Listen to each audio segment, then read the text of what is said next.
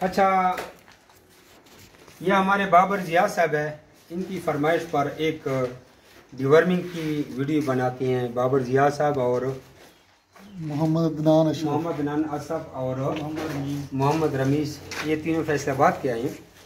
तो लोग पहले तो ये आपको बताऊं कि डिवर्मिंग होती क्या है। डिवर्मिंग अब उर्दू में क्या कहते हैं मुझे पता नहीं है, लेकिन डिवर्मिंग ये है कि हर 2 से 3 महीने बाद आपने रैबिट की डिवर्मिंग करनी है, या अगर उसकी कोई बीमारियां हैं जरासीमी कीड़े वगैरह तो वो ख़त्म हो जाएंगी, और अगर नहीं है तो आएंगी नहीं।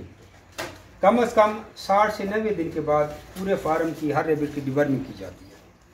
डिवर्मिंग के लिए आपने 2 चीज़ें जो मैं आम सजेस्ट करता हूँ वो इंसानी के मेडिकल स्टोर से, एक जेंटिल की छोटी बोतल लें, एक वर्मक्स की छोटी बोतल लें और 1 cc का सरिंज ले आए।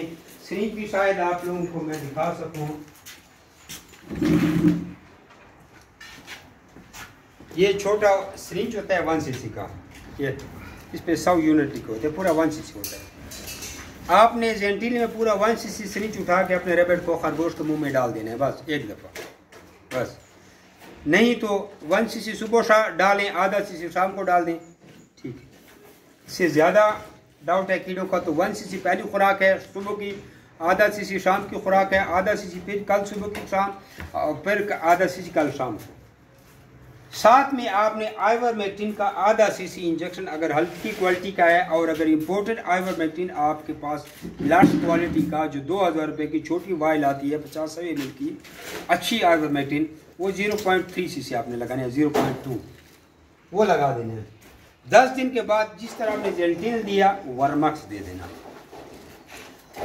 बेहतर बात यह है कि 3, 4 या 5 दिन या 1 हफ्ता भी समझ लें आप, महीने में या 2 महीने बाद 3-4 दिन फेनबेंडाजोल भी चलाया करें। तो ये आपकी 3 महीने की डिवर्मिंग हो गई, तो आपके खरगोशों को कोई मसला नहीं है, कोई कीड़ी मकोड़े उसके पेट में इंटरनल एंड एक्सटर्नल जितने भी वर्ड है वो मर जाते हैं।